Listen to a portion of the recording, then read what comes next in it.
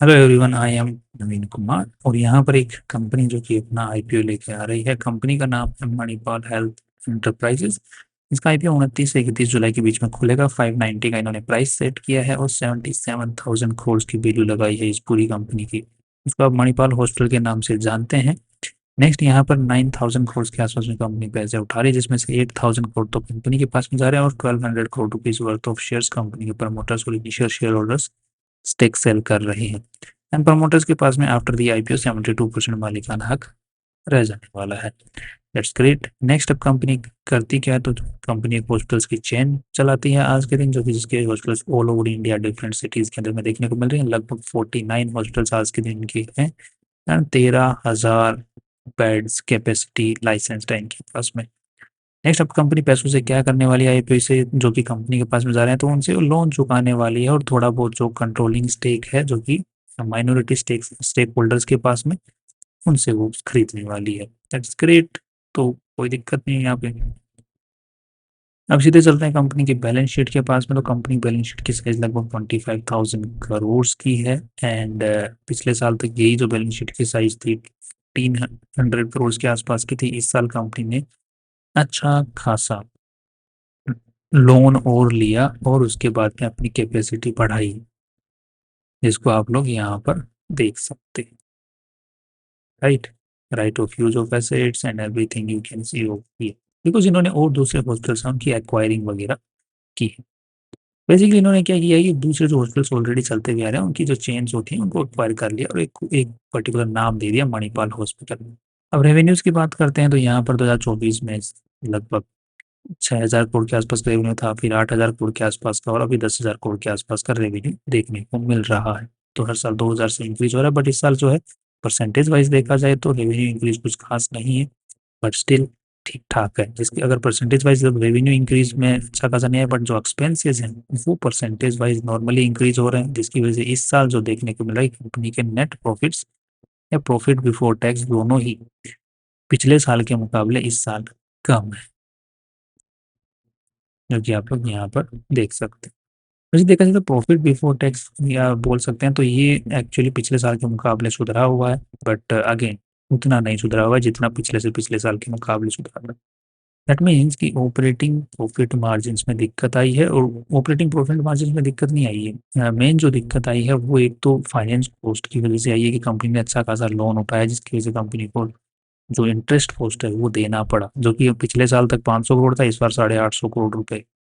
Right, तो अगर इसको हम लोग 300 करोड़ पे और ऐड कर दें ये वाले इसके अंदर में, तो ऑपरेटिंग प्रॉफिट मार्जिन तो सही है। बस ये है कि लोन की वजह से डेप्रिशिएट, एक तो फाइनेंस कॉस्ट बैंक वाले पैसा लेके चले गए, दूसरा एक डेप्रिसिएशन कॉस्ट बढ़ गई कंपनी की 150 करोड़ रुपए से, तो इसकी वजह से कंपनी के ये प्रॉफिट बिफोर टैक्स कम हुआ है। पर जबकि ऑपरेशनली कंपनी अच्छा कर रही है, बट अगेन रेवेन्यू ग्रोथ जो परसेंटेज पहले इंक्रीज था उतना नहीं आया, but operational still company is doing great. अब मैं थोड़ा सा आपको जो चीज़ें होती हैं जनरल जनरल इंफॉर्मेशन की बातें कर लेते हैं थोड़ी। कंपनी के पास में 112 आज के दिन ट्रेडमार्क रजिस्टर करवा रखे हैं और कंपनी जितनी भी प्रॉपर्टीज यूज करती है अपने हॉस्टल के लिए वो बेसिकली लीज पर ही है। राइट, और जो या तो इधर या तो प्राइवेट पार्टी से लीज पे ले रखा है या फिर गवर्नमेंट से लीज पे ले रखा है। तो मोस्टली गवर्नमेंट और प्राइवेट पार्टी से लीज पे ले रखा है, वो भी बहुत लॉन्ग टर्म के लिए ले रखा है। गवर्नमेंट वाले तो कुछ कुछ पैसे देखने को मिला कि इनडेफिनेट 1,000 साल के लिए लीज पे। ये थोड़ी सी जनरल इन्फॉर्मेशन की बात है कि कुछ मोस्टली आजकल लोग जो इलाज करवाते हैं बड़े हॉस्पिटल्स में या प्राइवेट हॉस्पिटल्स के अंदर में, तो उसमें मोस्टली जो पैसा है वो इंश्योरेंस वाले पे कर रहे हैं। तो एक ये जो कहते हैं ना कई लोग कि यार इंश्योरेंस, हेल्थ इंश्योरेंस ले तो लें, पर यार पता नहीं पेमेंट करेंगे या नहीं करेंगे। ये देखो 50% पेमेंट हॉस्पिटल्स का यहीं से जा रहा है, इंश्योरेंस और टीपीए के थ्रू जा रहा है।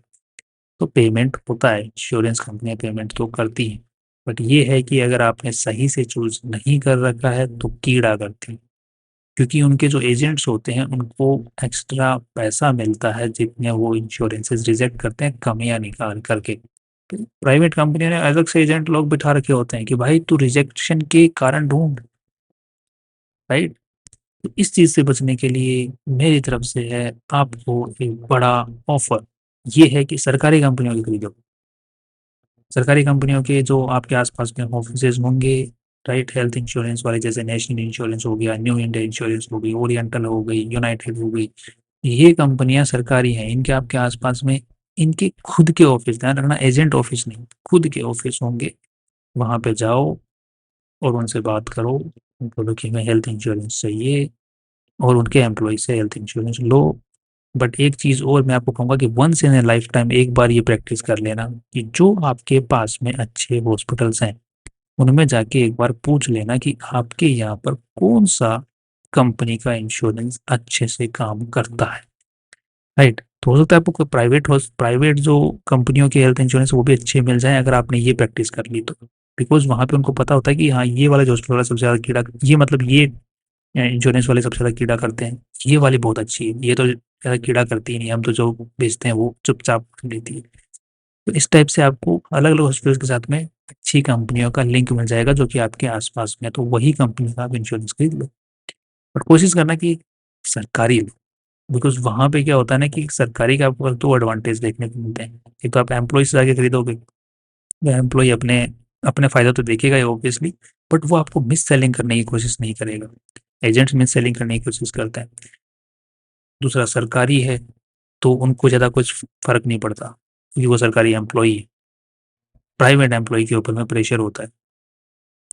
तो ये जो once in a life time आपको एक बार कोशिश कर लेनी है, आपके आसपास में जो हॉस्पिटल्स हैं जाके बात कर लो, वहाँ पे बैठा रहता है डिपार्टमेंट का बंदे जो कि इंश्योरेंस की जो जो पेमेंट्स के रिलेटेड चीज़ों को देखते हैं। बस एक बार का देख लो, it's very good practice. Next, अब यहाँ पर लगभग 13,000 आज के दिन बेड्स हैं कंपनी के पास में टोटल मिला के। अभी रिसेंट के अंदर में जो कंपनी ने एक्विजिशंस किए हैं जो लोन उठा करके, वो एक तो मेडिका सिनर्जीज वालों को किया और एक शायदरी ग्रुप वालों को किया हुआ है। इससे पहले से इन्होंने जो मणिपाल वालों ने क्या है, पहले से जो कम हॉस्पिटल चलते हैं उनको खरीद लेते हैं। तो जैसे कोलंबिया एशिया है, इन हॉस्पिटल्स को खरीद लिया, बेंगलुरु मैसूर गुरुग्राम गाजियाबाद पटियाला, एंड ये पुणे कोलकाता विक्रम हॉस्पिटल्स को खरीद लिया 2022 के अंदर में। इसी तरीके से मेडिका सिनर्जीज को अभी 2025 के अंदर में खरीदा है। तो इनसे यहाँ पर देखने को मिल रहा है कि इन पर्टिकुलर हॉस्पिटल से सबसे ज्यादा एबिटा कहाँ से निकल के आ रहा था, तो ये है ऑपरेटिंग प्रॉफिट मार्जिन। तो 30-31% का ऑपरेटिंग प्रॉफिट मार्जिन निकल के आ रहा है कोलंबिया एशिया वाले हॉस्पिटल से, नेपाल हॉस्पिटल का। और विक्रम हॉस्पिटल्स ये वाला जो है, इससे 32% एबिटा निकल के आ रहा है। 32%, दैट मीन्स खर्चा वर्चा निकालने के बाद में कंपनी के पास में 32% प्रॉफिट बच रहा है। अभी लोन और इंटरेस्ट का जो डेप्रिसिएशन और इंटरेस्ट कॉस्ट निकालने बाकी है, बट स्टिल एबिटा 32%। बाप रे। तो ये 24 का हाल था, ये 2026 में 33% है और ये भी 34%। गॉड, इसको मैं कहता हूँ खून चूसने वाला नंबर। बिकॉज जितना ज्यादा हॉस्पिटल आदमी क्यों जाता है, फिजिकली बीमार होता है, खून में दिक्कत होती है, ये क्या कर रहे हैं, खून चूस रहे हैं। सहायता के बजाय ज्यादा से ज्यादा चूस रहे हैं दूसरा। सो इंसान की तकलीफ का फायदा जितना ज्यादा, ये उसको बिट्टा बोलते हैं हॉस्पिटल्स की बात, हॉस्पिटल्स की भाषा में। अब यही जो खून है ये ऑन एन एवरेज जो है यहाँ पर जो मणिपाल हॉस्पिटल वाले हैं, ये लगभग जो ऑपरेटिंग प्रॉफिट मार्जिन इनका ऑन एन एवरेज है इस साल का लगभग 27%। राइट, इसी तरीके से हम दूसरे हॉस्पिटल से अगर कंपेयर करने की कोशिश करते हैं तो फोर्टिस हेल्थ केयर हमारे पास में है। राइट, तो फोर्टिस हॉस्पिटल वाले ऑपरेटिंग प्रॉफिट मार्जिन है 23% इस साल का। एंड इसका देखने को मिल रहा है मैक्स का, max health care, right, max hospital बहुत बड़ा हॉस्पिटल है, सब जानते हैं दिल्ली में, 27% इसका ऑपरेटिंग प्रॉफिट, ये भी अच्छा खासा कौन सोचता है। अपोलो वाला 15%, देव मानुस निकला भाई अपोलो वाला तो। मतलब प्रॉफिट से ज्यादा इंसान की कीमत इसके नजरों में है ज्यादा दूसरे हॉस्पिटल के मुकाबले देखा जाए तो। अपोलो इज ठीक है। ग्लोबल हेल्थ वाले की बात करते हैं तो ये कितना, 21%। दूसरा एस्टर डीएम हॉस्पिटल ये कितना निकालता है, 19% इंक्रीजिंग में है। ओके, नारायण हृदयालय ये भी काफी बड़ा हॉस्पिटल है, 20% इस साल निकला, यूजुअली 24%। ये भी अपोलो जीत गया भाई, देव मानुस निकला अपोलो इन सबके बीच में। सबसे ज्यादा रामी रामी सबसे ज्यादा खून चूसने वाला कौन निकला, जो आईपीओ लेके आ रहा है मणिपाल हॉस्पिटल वाला। दूसरे नंबर पे आया मैक्स हेल्थ वाला। तो अब जो सबसे ज्यादा खून चूसता है उसको सबसे ज्यादा वैल्यू मिलती है इस पर्टिकुलर सेक्टर के अंदर में, तो उस हिसाब से इन सभी से ज्यादा सबसे ज्यादा वैल्यू किसको मिलनी चाहिए, मणिपाल को। बिकॉज अल्टीमेटली प्रॉफिट ही तो मायने रखता है कि आप ऑपरेशनली सबसे ज्यादा प्रॉफिट कौन निकाल पा रहा है। वही विनर रहेगा उस पर्टिकुलर ग्रुप का। तो वो एबिटा के हिसाब से मणिपाल। अब थोड़ा सा लिस्टिंग गेन का और शॉर्ट टर्म ग्रोथ का पता करने की कोशिश कर लेते हैं यहाँ पे। तो यहाँ पर इस साल जो कंपनी नेट प्रॉफिट निकाल ले पा रही है दैट इज अराउंड 900 रुपये के आसपास में, 900 करोड़ रुपए के आसपास में। बट इस साल थोड़े से इसके एक्सेप्शनल आइटम्स भी आ गए हैं, साथ में कंपनी को डिफर्ड टैक्स भी पे करना पड़ा है। तो कंपनी के नेट प्रॉफिट्स में असर देखने को मिला है। बट स्टिल हम इसको कंपनी को पिछले साल के हिसाब से देखने की कोशिश कर लेते हैं, 1000 करोड़ के हिसाब से। राइट, बिकॉज इस साल थोड़ी सी इनकी दिक्कतें आ गई हैं, जबकि एबिटा सही है। राइट, ये जो बाद के जो नंबर्स हैं उनके अंदर की दिक्कतें आ गई हैं। तो उस हिसाब से देखा जाए तो 77 का पी रेशियो है, और अगर हम इसको 900 करोड़ के हिसाब से देखा जाए तो 84 का पी रेशियो है। उस हिसाब से अगर कंपेयर किया जाए तो फोर्टिस का आज के दिन पी रेशियो 67 का है, एंड इसका जो मैक्स का है 70 का है। अपोलो का अगर देखते हैं तो ये 64 का है। नारायणा हृदयालय का देखते हैं तो इसका 47 का है। राइट, बट ध्यान रखिए इन सभी के अंदर सबसे ज्यादा बेड कैपेसिटी मणिपाल के पास में है। बट हम लोग एक नुआंस ऐड करना भूल गए अभी तक, दैट इज कि कंपनी के पास में जो पैसा जा रहा है उसमें से 5,500 करोड़ रुपए कंपनी अपना लोन चुकाने में काम में लेने वाली है। इसका सीधा सीधा फायदा जो है, कंपनी अगर अगले साल नेट प्रॉफिट इतने ही कमाए, कुछ ग्रोथ ना दिखाए नेट प्रॉफिट के अंदर में, स्टिल कंपनी के जो नेट प्रॉफिट है वो लगभग यहाँ से 400 करोड़ रुपए के आसपास से बढ़ जाएंगे, 350 से 400 करोड़ रुपए से। तो मोटे मोटे तौर पे अगर हम लोग 400 करोड़ से भी उसको बढ़ता हुआ देखते हैं तो लगभग 1300 से 1400 करोड़ का नेट प्रॉफिट कंपनी का होगा। राइट, उस हिसाब से अगर देखा जाए तो 1350 मान लेते हैं ना आपका ना मेरा, तो 57 का पी रेशियो निकल के आता है, जिसको अगर कंपेयर करते हैं सभी के साथ में तो सबसे अच्छा है 57, इसके मुकाबले इसके मुकाबले इसके मुकाबले। राइट, तो अब जब जो किंग है कौन चुनेंगे, जिसको सबसे ज्यादा वैल्यू मिलनी चाहिए, पी रेशियो मिलना चाहिए, उसका P ratio because of the loan thing वो सबसे सस्ते में अवेलेबल है इनके मुकाबले। तो अगर उस डेटा को अगर कंसिडर किया जाए तो इसके हिसाब से कंपनी को अगर 70 का पी रेशियो देखने को मिलता है, बिकॉज मैक्स के बराबर ये इसको वैल्यू मिलनी चाहिए, पी रेशियो इसको मिलना चाहिए लॉजिकली। राइट, तो इसका जो जो नंबर है वो यहाँ से लगभग 25% इंक्रीज होना चाहिए इसका। राइट, मतलब शेयर प्राइस। एक चीज और आती है, पीबी रेशियो। मणिपाल हॉस्पिटल के पास में 8,000 करोड़ रुपए जा रहे हैं, और 8,000 पहले से इस कंपनी के पास में इन्वेस्टर्स का पैसा है, नेटवर्थ पड़ी हुई है, तो 16,000 करोड़ रुपए हो गए। 16,000 करोड़ के हिसाब से देखा जाए 16 लगभग 4.7 के आसपास का पीवी रेशियो निकल गया, जिसको कंपेयर करते हैं तो इसका 7.24 का है, इसका 10 का है, इसका 13 का है, इसका 9 का है, वो 5 के आसपास में है। बट अगेन ये डिफरेंट ओपिनियन है, यहाँ पर डिफरेंस ऑफ ओपिनियंस रहेंगे, बिकॉज ये कंपनियों ने उसका जो है अभी रिसेंट के एक्वायरिंग वगैरह है, और दूसरे हॉस्पिटल्स की अभी तक भी वैल्यूएशन हुआ नहीं है, तो वो पीवी रेशियो डिफरेंस कर सकता है, ये एक काउंटिंग की चीज है। बट स्टिल देखा जाए नॉर्मल मोटे मोटे तौर पे तो यहाँ पे भी इंक्रीज का स्कोप है। तो पी रेशियो वाइज भी इंक्रीज का स्कोप है, पीवी रेशियो वाइज भी इंक्रीज का स्कोप है। एक नंबर और देख लेते हैं, that is the price to sales ratio. उसके हिसाब से देखा जाए तो यहाँ पर 77,000 करोड़ रुपए की वैल्यू लगाई है, कंपनी ने 10,000 करोड़ का नेट रेवेन्यू कमाया है, तो 7.7 का प्राइस टू सेल्स रेशियो है। फोर्टिस का अगर देखने की कोशिश करते हैं तो 70,000 करोड़ रुपए की वैल्यू लगाई है, 9 का इसका रेवेन्यू है, तो 8 के आसपास का इसका आ रहा है price to sales ratio Fortis का। बट ध्यान रखिए इसका एबिटा कम है। मैक्स हेल्थ को अगर हम लोग देखने की कोशिश करते हैं तो इसका आ रहा है 12-13 के आसपास में। इसी तरीके से अपोलो हॉस्पिटल का देखने की कोशिश करते हैं तो इसका आ रहा है 5 के आसपास में।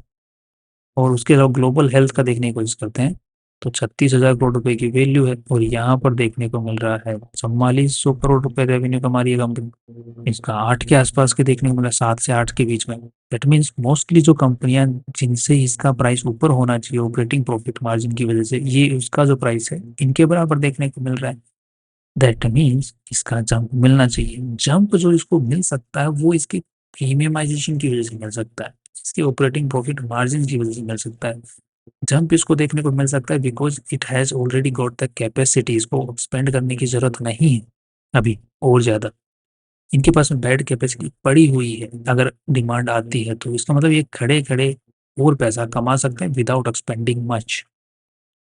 उस चीज की प्रीमियमाइजेशन की वैल्यू मिल सकती है। तो उस प्रीमियमाइजेशन के हिसाब से अगर देखा जाए तो इसको यहाँ से 10 से 15% आराम से लिस्टिंग गेन मिलनी चाहिए आफ्टर द लोन रिडक्शन वाली चीज को हम लोग कंसिडर कर लेते हैं। तो उसके अलावा अगर देखा जाए तो ये पूरा जो सेक्टर है ना, ये जो पूरा हॉस्पिटल वाला जो सेक्टर है, ये ऑलरेडी प्रीमियम वैल्यू पे ही चल रहा है। बिकॉज सारे ही अगर आप लोग हॉस्पिटल चेन्स के चार्ट को देखोगे तो सब ऐसे ही देखने को मिले। तो अगर ये पूरे सेक्टर में ही डाउनफॉल आएगा तो इस कंपनी इस चार्ट में भी डाउनफॉल आएगा, राइट। बट अगेन जब तक ये पूरा सेक्टर चल रहा है ऊपर की तरफ में, तो वो इनको इनको सरपास करना चाहिए। तो अगर ये लेट्स से कि ये ऊपर की तरफ में जाता है या फिर ये यहीं पे स्टेबल हो जाता है पूरा का पूरा मार्केट इन हॉस्पिटल्स का, तो मणिपाल हॉस्पिटल को यहाँ से लगभग 15 से 20% की छलांग देखने को मिल सकती है आने वाले टाइम में। So I am positive. So based on the things we discussed, and I am positive in the listing gain, short term and the longer term as well.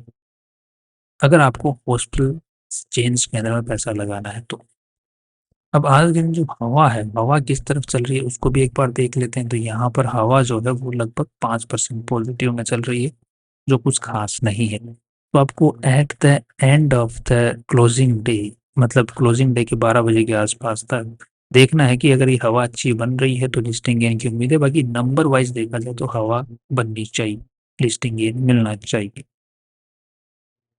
नहीं मिलता है तो शॉर्ट टर्म के अंदर में हम लोग इस कंपनी के ऊपर में जो आईपीओ स्ट्रेटेजी है उसको फॉलो करके चल सकते हैं। That's all my view about this company. Finally